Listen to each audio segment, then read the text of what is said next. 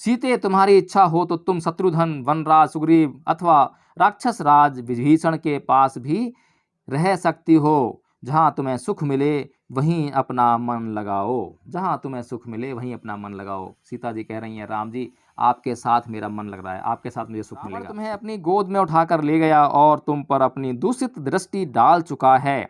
ऐसी दशा में अपने कुल को महान बताता हुआ मैं फिर तुम्हें कैसे ग्रहण कर सकता हूँ। अपने मुख से निकले हुए वचनों की यानी कि शब्दों की कीमत समझता है, लेकिन ये तो ईश्वर हैं, राजा हैं, मनुष्यों में भी राजा हैं, उनसे कम से कम ऊंचे ओहदे पर हैं। अब इनके जो शब्द हैं कि अब तुमसे मेरा कोई प्रयोजन नहीं है, यहाँ के बाद सीता को दोबारा स्वीकार कर लेना, इनके ही वचनों का विरोधाभास होगा। कितना कष्ट देने वाला वाक्य राम ने सीता से कहा। देवी देवता और ईश्वर हिंदू संस्कृति से आते हैं, वे सभी अपनी पत्नियों को साथ ही रखते हैं। ये कामशक्ति है। इस घर की तरफ न जाएं। इस घर में एक वेश्या रहती है जो चरित्रहीन है। तथागत बुद्ध उन लोगों की बात सुनकर उनसे कहते हैं कि क्या कोई स्त्री इस गांव के, इस नगर के, इस संसार के किसी भी पुरुष के चरित्रहीन हुए बगैर चरित्रहीन हो सकती है? जो इसमें विजय पाई है यह सब तुम्हें पाने के लिए नहीं किया गया है। तो बात स्पष्ट हो गई है कि जो युद्ध लड़ा था वो राम ने सीता को पाने के लिए नहीं किया है। हालांकि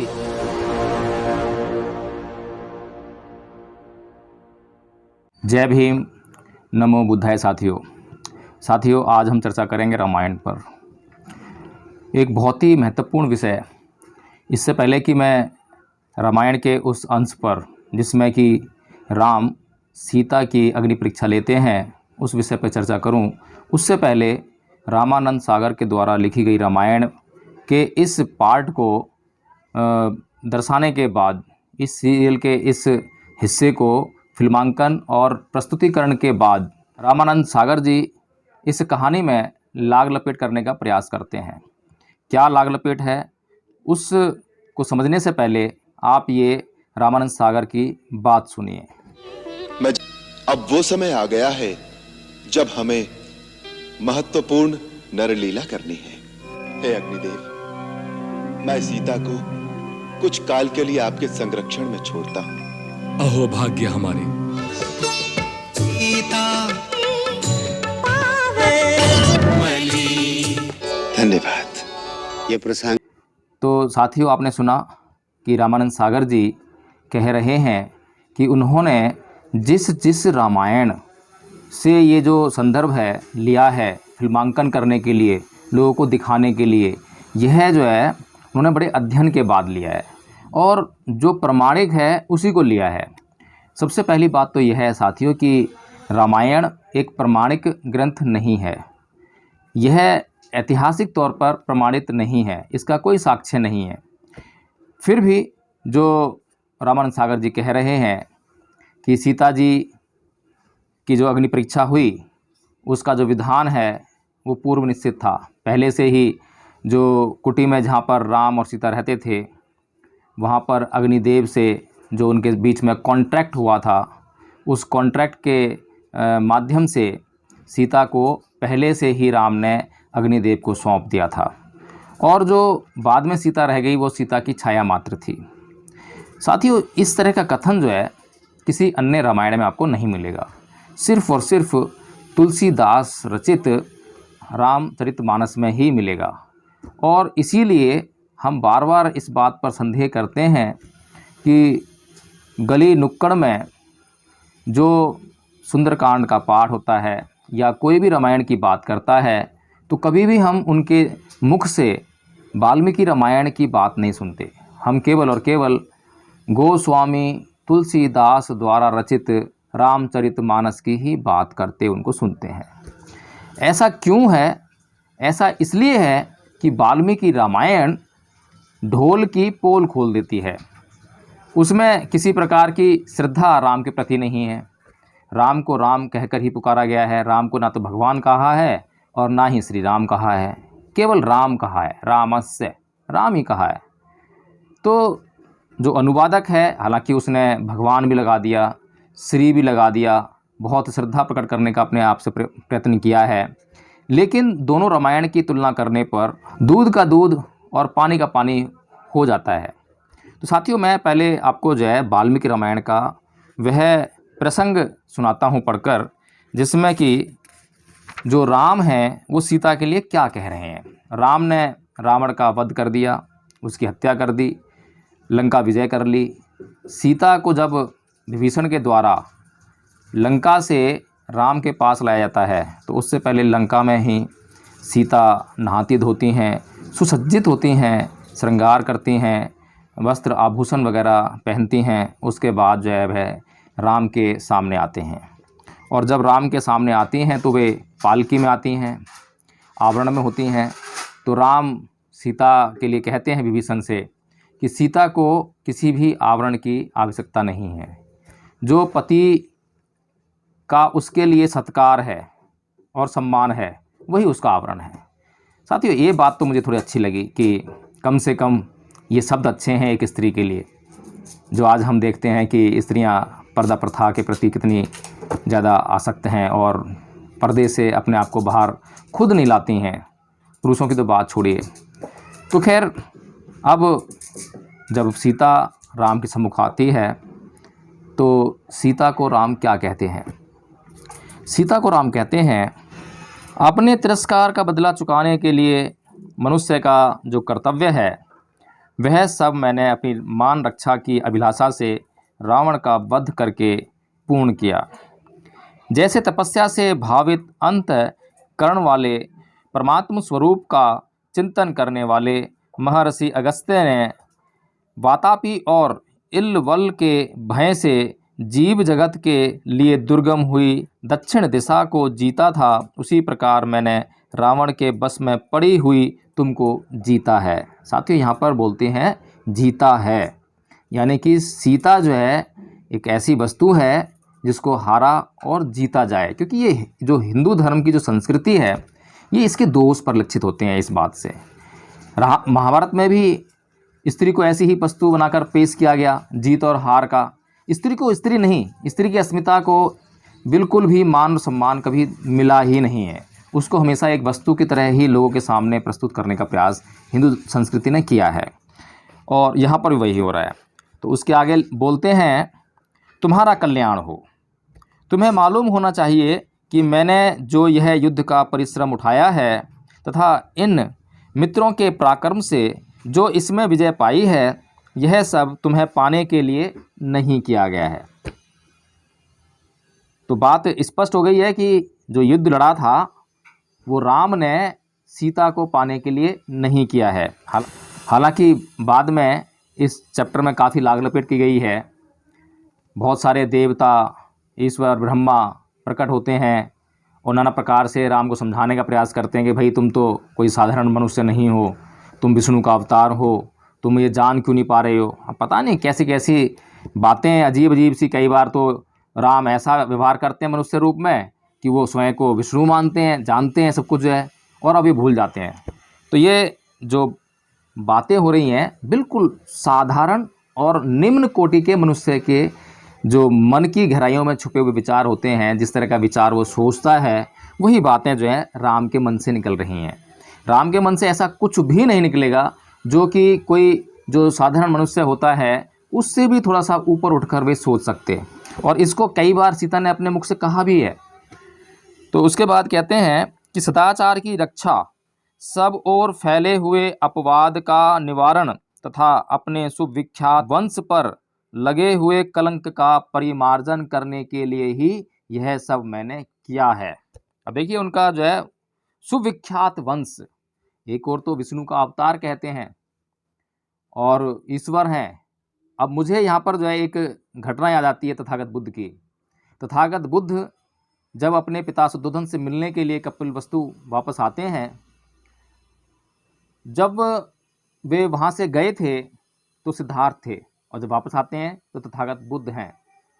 और वे कपिलवस्तु में जब प्रवेश करते हैं तो अपनी दैनिक चर्या की भांति वे भिक्षाटन करते हुए प्रत्येक घर किसी भी प्रकार का भेदभाव न करते हुए प्रत्येक घर से भिक्षाटन करते हुए वे अपने घर की तरफ आगे बढ़ते हैं। ऐसा जानकर, ऐसा देखकर राजा शुद्धोधन बहुत पीड़ित होते हैं और वे आकर बुद्ध से कहते हैं कि आप ऐसा क्यों कर रहे हैं? आपको पता नहीं है कि हमारे खानदान में आज तक किसी ने भिक्षाटन नहीं किया है। तो भगवान बुद्ध राजा शुद्धोधन को उत्तर देते हैं कि हे राजन, वे आपकी वंश परंपरा होगी, वे आपके खानदान की परंपरा होगी, पर मेरी जो वंश परंपरा है उसमें तो भिक्षाटन करके ही खाने की व्यवस्था है। मेरी परंपरा बुद्धों की परंपरा है। देखिए, ग्रेड चेंज होते ही कोई व्यक्ति साधारण है और साधारण व्यक्ति रहते हुए उसने पढ़ाई लिखाई की, डॉक्टर बन गया, इंजीनियर बन गया, IAS बन गया, IPS बन गया। जब उसका ग्रेड चेंज होता है तो उसकी वंश परंपरा भी चेंज हो जाती है। ये साधारण सी बात है। और आप देखेंगे कि अपने उस साधारण जीवन से निकलकर ये लोग डॉक्टर, इंजीनियर, वकील, जज, IAS, IPS कभी भी साधारण व्यवहार नहीं करते हैं। तो व्यवहार जो है स्तर के हिसाब से चेंज हो जाता है। लेकिन ये देखिए, ईश्वर हैं, अवतार हैं, लेकिन फिर भी इनका जो कुल कौन सा है? इनका कुल है वो जिसके घर में पैदा हुए हैं। अब पता नहीं किस तरीके से इन लोगों ने जो वो किया है। तो आगे कहते हैं, तुम्हारे चरित्र में संदेह का अवसर उपस्थित है। सीधी सी बात है। जो साधारण मनुष्य होते हैं, निम्न कोटि के जो मनुष्य होते हैं, उनके मन में प्रत्येक स्त्री के प्रति संदेह सदैव उत्पन्न रहता है, उपस्थित रहता है। अब यहाँ पर एक और घटना मुझे याद आती है भगवान बुद्ध की। भगवान बुद्ध किसी नगर में, उस नगर के किसी गांव में भिक्षाटन कर रहे होते हैं। तो लोग एकाएक उनके मार्ग में आकर उनसे विनती करते हैं कि हे तथागत, आप कृपया इस घर की तरफ न जाएं। इस घर में एक वेश्या रहती है जो चरित्रहीन है। तथागत बुद्ध उन लोगों की बात सुनकर उनसे कहते हैं कि क्या कोई स्त्री इस गांव के, इस नगर के, इस संसार के किसी भी पुरुष के चरित्रहीन हुए बगैर चरित्रहीन हो सकती है? अब देखिए, यहाँ पर जो है ये भगवान हैं, ईश्वर हैं, अवतार हैं, और फिर भी उनके मन में जो निम्न कोटि के जो पुरुष होते हैं उस प्रकार का संदेह उपस्थित है। यहाँ पर मोह है, आसक्ति है। यहाँ पर अभी वो वाला अलगाव नहीं है कि सिद्धार्थ ने ज्ञान की प्राप्ति के लिए घर छोड़ा, पत्नी छोड़ी, बच्चा छोड़ा। यहाँ पर आप अंत तक देखेंगे, अभी भी देखेंगे कि अग्नि परीक्षा के बाद भी जब अपनी स्त्री सीता को पुनः प्राप्त कर लेते हैं तो उसके साथ में निवास करते हैं, उसके साथ में वास करते हैं, छोड़ते नहीं हैं। अभी वो एक साधारण मनुष्य की तरह, एक कामासक्त व्यक्ति की तरह अपनी पत्नी को साथ ही रखते हैं। और जितने भी देवी देवता और ईश्वर हिंदू संस्कृति से आते हैं वे सभी अपनी पत्नियों को साथ ही रखते हैं। ये कामासक्ति है।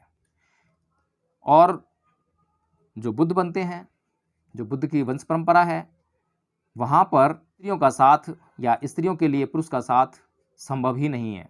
राम जो है समझ नहीं पा रहे हैं कि मृत्यु तो अटल है, मृत्यु सदा आपको कभी ना कभी आनी ही है।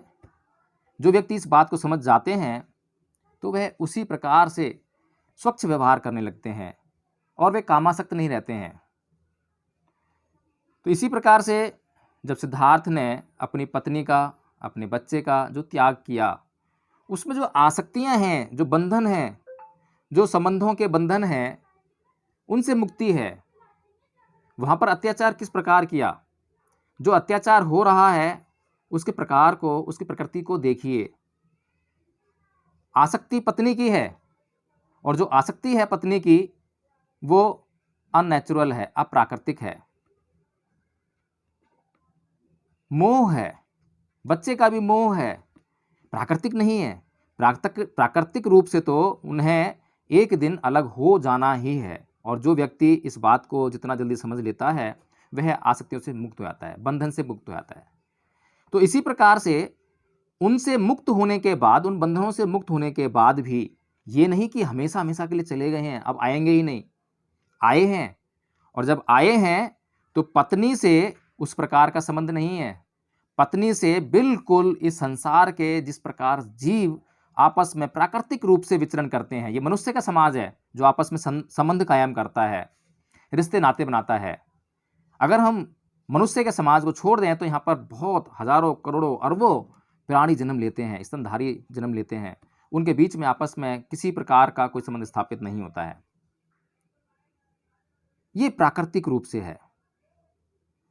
लेकिन किसी के साथ भी, जानवर भी जब आपस में किसी के साथ में, एक दूसरे के साथ में कुछ समय बिताते हैं तो आसक्तियां आने लगती हैं। जो हमारे प्रियजन हमारे दुख का कारण बनते हैं, ऐसा बुद्ध बताते हैं। खैर, यहाँ पर जो है हम ये चर्चा कर रहे हैं, इस पर ध्यान दे लेते हैं कि तुम्हारे चरित्र में संदेह का अवसर उपस्थित है, फिर भी तुम मेरे सामने खड़ी हो। जैसे आंख के रोगी को दीपक की ज्योति नहीं सुहाती, उसी प्रकार आज तुम मुझे अत्यंत अप्रिय जान पड़ रही हो। कितना कष्ट देने वाला वाक्य राम ने सीता से कहा। यहां पर वे वैराग भी उत्पन्न कर सकते थे, सीता का पूरा सम्मान करते। सीता के साथ में कुछ भी घटना घट सकती थी क्योंकि दुश्मन के कब्जे में थी, और घटी भी होगी, क्योंकि जिस प्रकार की ये कहानी है उस कहानी से तो निकल कर यही आता है कि घटना तो घटी थी, और सीता ने स्वीकार भी किया है।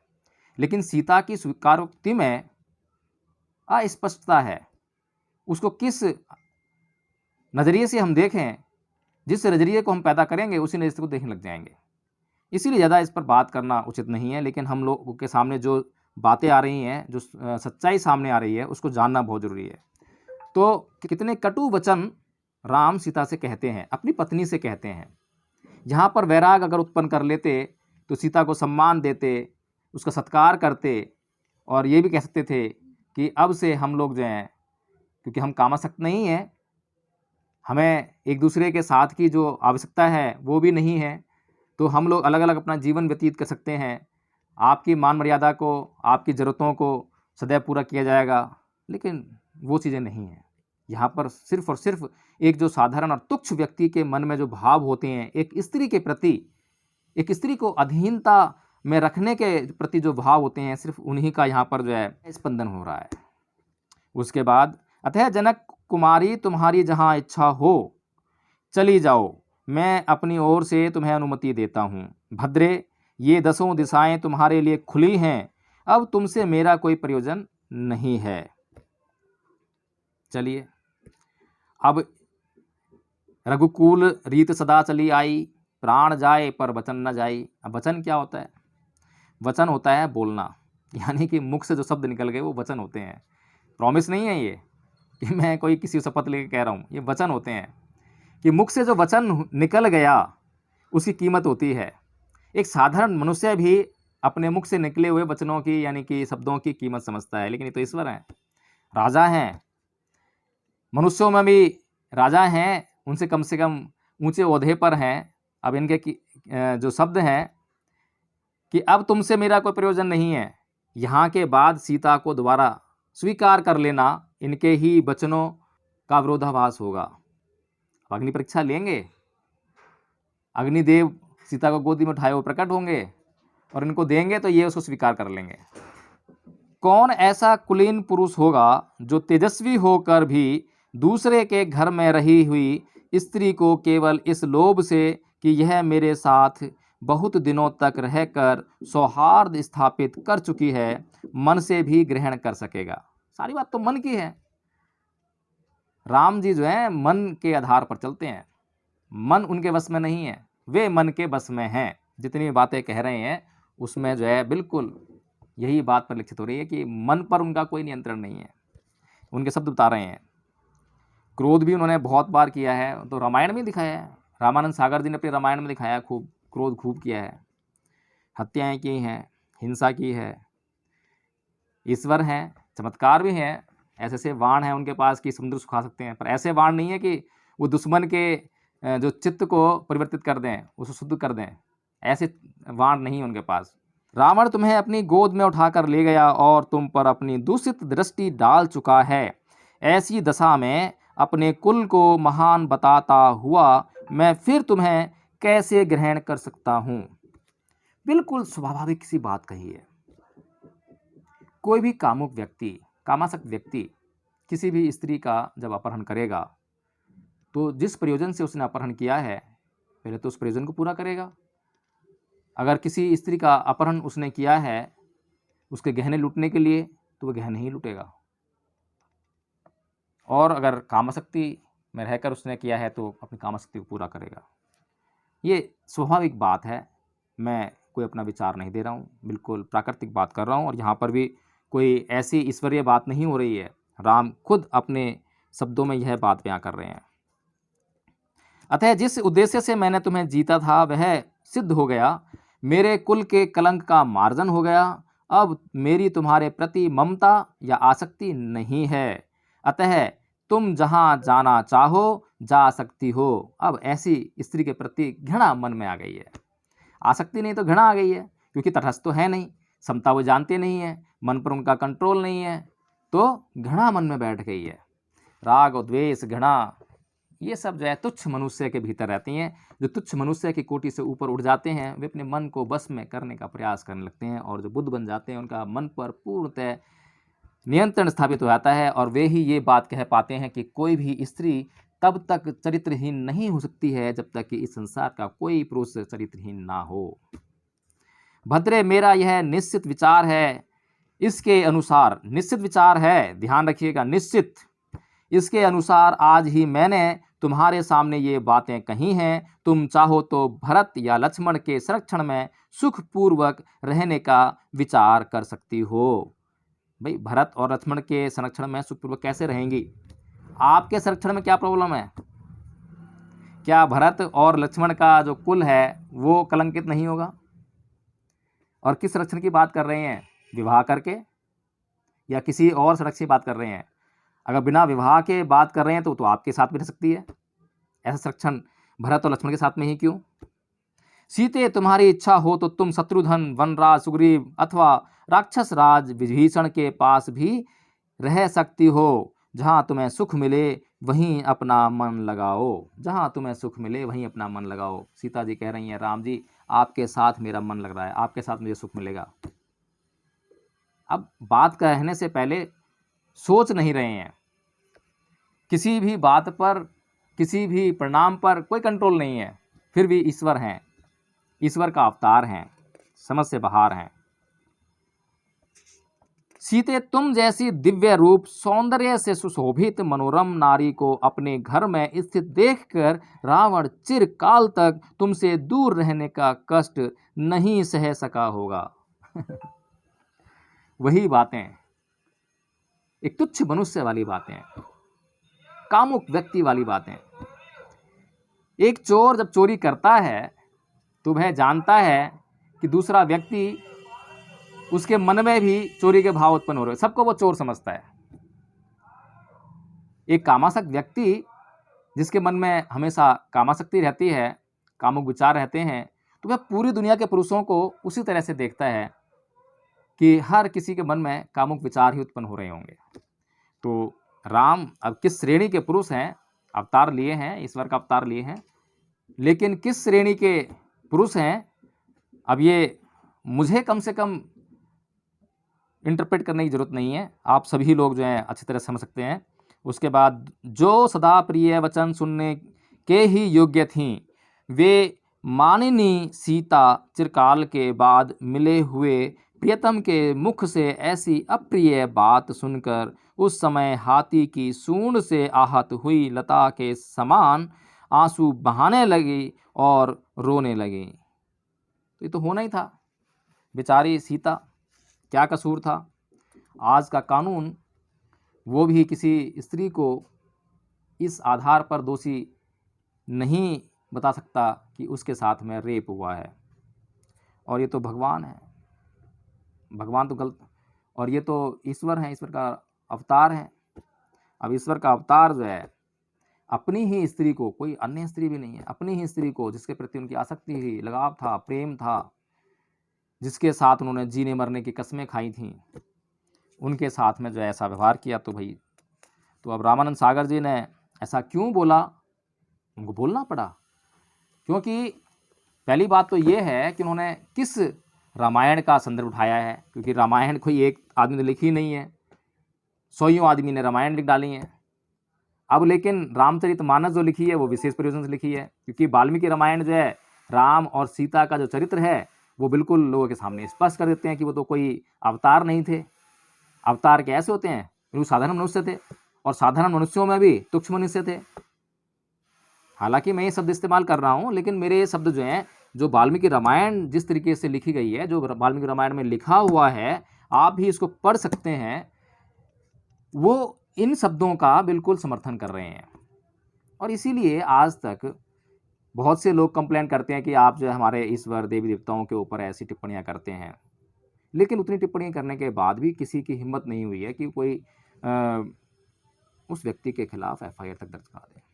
एफआईआर दर्ज होगी नहीं, और हो भी गई तो क्या होगा। ललित सिंह यादव जी को आप जानते ही हैं।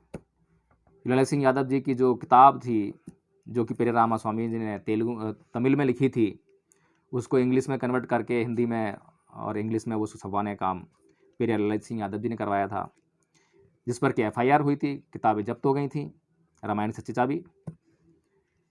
इलाहाबाद हाई कोर्ट तक मामला गया, वहाँ पेरियार ललित सिंह यादव जी जीत गए केस को। पुस्तकें वगैरह सब जो जब्त की गई थी वापस कर दी गई। ब्राह्मण लोग जो हैं, हिंदू लोग, हिंदू संस्कृति से जुड़े हुए लोग सुप्रीम कोर्ट पहुँचे उस अपील को लेकर, वहाँ पर भी वे हार गए, क्योंकि जो सच है वो हमेशा सच होगा। सच को झूठ करने की ताकत अभी तक किसी में मुझे नहीं लगता कि पैदा हुई होगी। और बुद्ध एक ऐसा सत्य हैं, बुद्ध के वचन इतना सत्य हैं कि वो उनमें भिन्नता नहीं मिलती है। अनेकों रामायण लिखी जाती हैं, लेकिन बुद्ध के वचन जो पाली में बोले जाते हैं, तो पूरे संसार में किसी भी भाषा को बोलने वाले लोग हों, चाहे वो तमिल भाषा को बोलने वाले हों, थाई भाषा को बोलने वाले हों, तिब्बत की भोट भाषा को बोलने वाले लोग हों, किसी भी संसार के किसी भी देश में चले जाइए, किसी क्षेत्र में चले जाइए, वहाँ पर जब बुद्ध के वचनों को बोला जाएगा तो वो पाली में ही बोला जाएगा। बुद्धं शरणं गच्छामि, नमो तस्स भगवतो अरहतो सम्मा संबुद्धस्स, पाणातिपाता बेरमणि सिक्खापदं समादयामि। शब्द वही रहेंगे, उनके अर्थ भी आपको वही मिलेंगे। जैसा एक भाषा में मिलेगा वैसा ही अर्थ दूसरी भाषा में मिलेगा, कोई अंतर आपको नहीं मिलेगा। ऐसा नहीं है कि वाल्मीकि रामायण कुछ कह रही है, बिल्कुल ही अलग कह रही है, संदर्भ भी अलग कर दिया है, और उसको फिर लिपापोती करने के लिए एक अलग रामायण लिखी आती है, श्रद्धा से भरी हुई रामायण लिखी आती है, रामचरितमानस। जितनी भी अब तक चर्चा हुई है इस प्रसंग पर, उसको आपने सुना, मैंने आपके सामने पढ़कर सुनाया है। आप खुद से आकलन कर सकते हैं, और ये पुस्तक दिखा रहा हूँ, आप इस पुस्तक को देख सकते हैं। वाल्मीकि रामायण है और 2 भागों में है। एक भाग इसका कोड लिखा हुआ है 76, पहला कोड 75 है, तो द्वितीय खंड है ये, और बहुत अच्छी किताब है, पढ़ना चाहिए। हर एक हिंदू को पढ़ना चाहिए अपनी आंखें खोलने के लिए। और जो हिंदू दूसरों पर लाछन लगाते हैं, प्रश्न करते हैं, दूसरे धर्मों के बारे में बोलते हैं, उन्हें विशेष तौर पर सबसे पहले अपने धर्म का अच्छी तरह अध्ययन कर लेना चाहिए। जो उनकी अवतार की जो अवधारणा है वो कहीं पर भी साबित नहीं होती है, प्रमाणिक नहीं होती है। रामानंद सागर जी झूठ बोल रहे हैं कि प्रमाणिक, और रामानंद सागर जी के ऊपर केस हो जाए तो वो पता नहीं अब जिंदा है कि नहीं है, मुझे इस बारे में जानकारी नहीं, शायद बहुत बूढ़े थे जब रामायण बनाई थी उन्होंने, बहुत पुरानी बात है। लेकिन प्रमाणिक कह तो गए वो, लेकिन साबित नहीं कर पाएंगे, साबित नहीं कर सकते प्रमाणिक है। प्रमाणिक सिर्फ एक बात से है कि वाल्मीकि रामायण जो लिखी हुई है, इसमें से जो निकाल के मैं बताऊंगा, जो मैंने बताया है, प्रमाणिक है। ऐसी तुलसीदास के द्वारा लिखी हुई रामायण जो है, उसमें से निकाल के जो उन्होंने प्रसंग बना दिया है वो प्रमाणिक है। बस तुलसीदास की रामायण से प्रमाणिक है, लेकिन तुलसीदास जी की रामायण ही सही रामायण है, ये प्रमाणित नहीं है। इस बात को हमें समझना चाहिए। तो साथियों, ये वीडियो आपके लिए इसीलिए था कि आप इस वीडियो पर अपना चिंतन मनन कर सकें, मंथन कर सकें और सोच विचार कर ही आप जो है सिद्धांतों को और शब्दों का इस्तेमाल करना सीखें और उनको व्यवहार में लेकर आएँ। जय भीम, नमो बुद्ध साथियों।